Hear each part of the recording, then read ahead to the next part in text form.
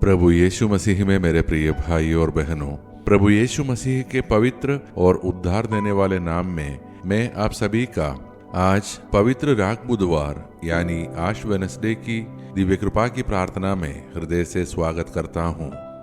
आज हम अपने माथे पर राख का चिन्ह ग्रहण करते हैं। यह स्मरण है कि हम मिट्टी है और मिट्टी में ही लौटेंगे, पर यह केवल मृत्यु का चिन्ह नहीं है, यह परिवर्तन का चिन्ह है, यह नई शुरुआत का चिन्ह है। आज परमेश्वर हमें पुकारते हैं, अब भी पूरे मन से मेरी ओर फिरो। लेंट यानी पवित्र चालीसा काल की इस यात्रा की शुरुआत बाहरी दिखावे से नहीं, भीतर के परिवर्तन से होती है। आज हम केवल उपवास की बात नहीं करेंगे, हम हृदय की बात करेंगे। हम केवल त्याग की बात नहीं करेंगे, हम समर्पण की बात करेंगे। मैं उन सभी का हृदय से धन्यवाद करता हूँ जो नियमित रूप से इस दिव्य कृपा की प्रार्थना में भाग लेते हैं, इससे कृपाएं प्राप्त करते हैं और इसे दूसरों के साथ साझा करके उनके जीवन में भी आशीष का कारण बनते हैं। प्रभु आपको भरपूर आशीष दे। आज का हमारा मनन का वचन नबी योएल का ग्रंथ से है, अध्याय 2 पद संख्या 12 से 18। अब भी यहोवा की यह वाणी है, अपने सारे मन से उपवास, रोने और विलाप करने के साथ मेरी ओर फिरो। अपने वस्त्र नहीं, अपने हृदय फाड़ो, क्योंकि वह अनुग्रहकारी और दयालु है, क्रोध करने में धीमा और करुणा में परिपूर्ण। मेरे प्रिय भाई और बहनों, आज परमेश्वर हमसे कहते हैं, अपने वस्त्र नहीं, अपने हृदय फाड़ो। पुराने समय में लोग पश्चाताप के चिन्ह के रूप में वस्त्र फाड़ते थे, पर यहाँ परमेश्वर कहते हैं, मुझे बाहरी प्रदर्शन नहीं चाहिए, मुझे सच्चा हृदय चाहिए। कितनी बार हम बाहर से धार्मिक दिखते हैं पर भीतर कटुता रखते हैं। हम उपवास करते हैं पर क्षमा नहीं करते। हम प्रार्थना करते हैं पर घमंड नहीं छोड़ते। राख बुधवार हमें याद दिलाता है, राख का चिन्ह केवल माथे पर नहीं, हृदय में होना चाहिए। पर इस वचन का सबसे सुंदर भाग यह है, क्योंकि वह अनुग्रहकारी और दयालु है। परमेश्वर हमें दोषी ठहराने नहीं बुलाते, वह हमें वापस बुलाते हैं। वे दंड देने नहीं, पुनर्स्थापित करने बुलाते हैं। लेंट एक दंड की यात्रा नहीं, यह प्रेम की ओर लौटने की यात्रा है। तो अब आइए मेरे प्रिय भाई और बहनों, हम अपने सारे हृदय से पश्चाताप करते हुए प्रभु की ओर फिरे और अपने आप को उसके हाथों में सौंपते हुए मिलकर प्रार्थना करें।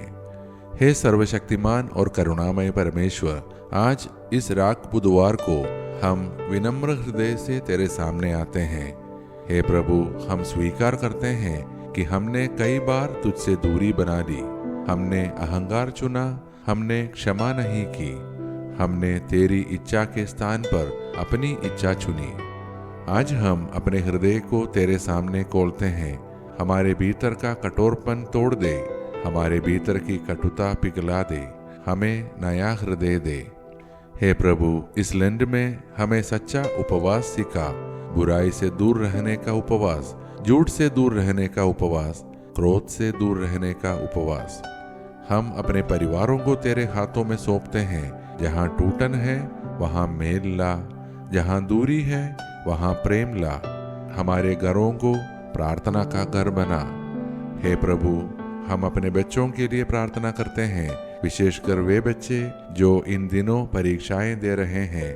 उनके मन को शांत रख, उन्हें एकाग्रता और आत्मविश्वास दे, उनकी मेहनत को सफल बना।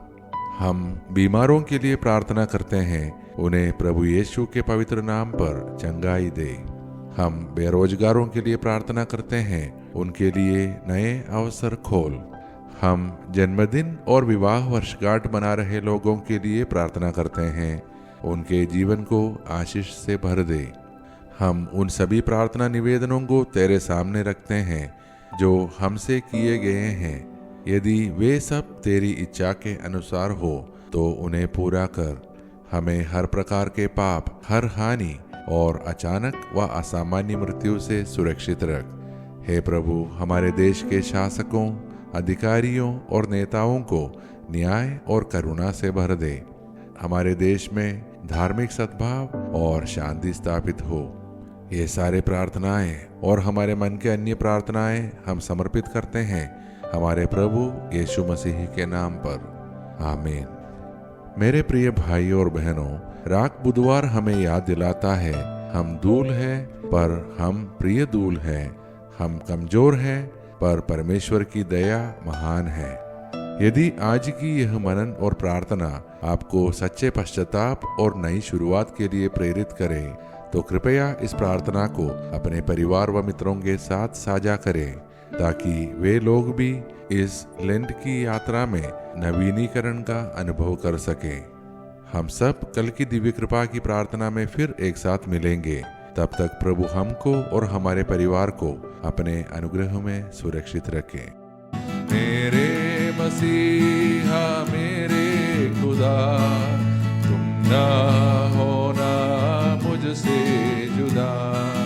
मेरे मसीहा मेरे खुदा, तुम ना होना मुझसे जुदा। माफ करना तू मेरे गुनाह, अब ना होगी मुझसे कदा। मेरे मसीहा मेरे खुदा, तुम ना होना मुझसे जुदा।